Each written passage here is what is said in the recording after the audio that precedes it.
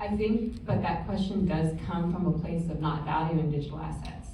So I asked the same question, and that's why I founded my company. I'm curious, I'm intrigued, I think that blockchain's powerful, and I'm all in.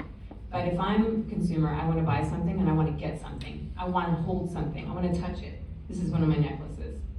I wanna feel it, and that's the token that I get for owning it. But as I've progressed through the space, I have a very keen appreciation for the digital asset, for the digital value. And I think that as you move further down that line, you see it's inevitable.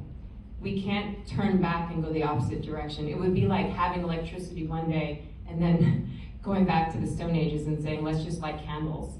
It's just not possible.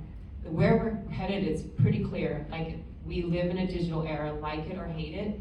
This is where we're headed, and this is what's happening.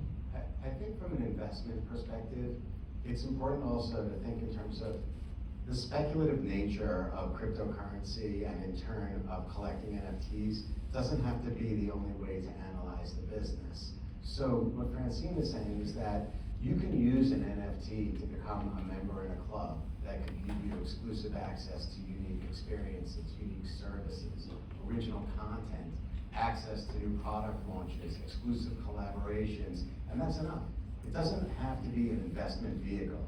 It can really open up another side of your world, including relationships, frankly, that you don't have today. So there's the investment piece of it, but to me, that's just like a fraction of it. It's not really needed. And it's really funny, if you look at Francine's business, like, the thing I love most about her business, frankly, is she's going back to like where fiat currency started. Like, back in the day, fiat currency was backed by gold.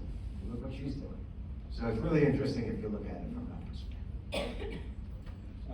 So with the metaverse becoming a more and more popular thing, do you think that the artists and the people that are designing those spaces visually, do you think that the people at the top of those fields in the real world are going to have to expand, or do you think it's sort of going to open up a new industry that pushes people out? So, like, there are clothing designers now, or architects now. Are there going to be like metaverse architects, since they don't have to like obey physics? Or they're going to be avatar designers, because like you can design clothes in the real world. Yes. Okay.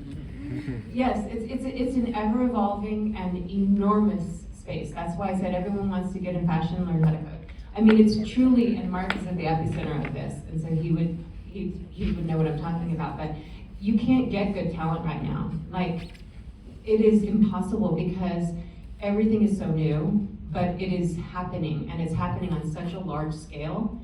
It's impossible to quantify.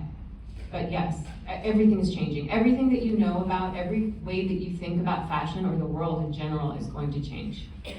Just to follow up, like, I totally agree. And one more to take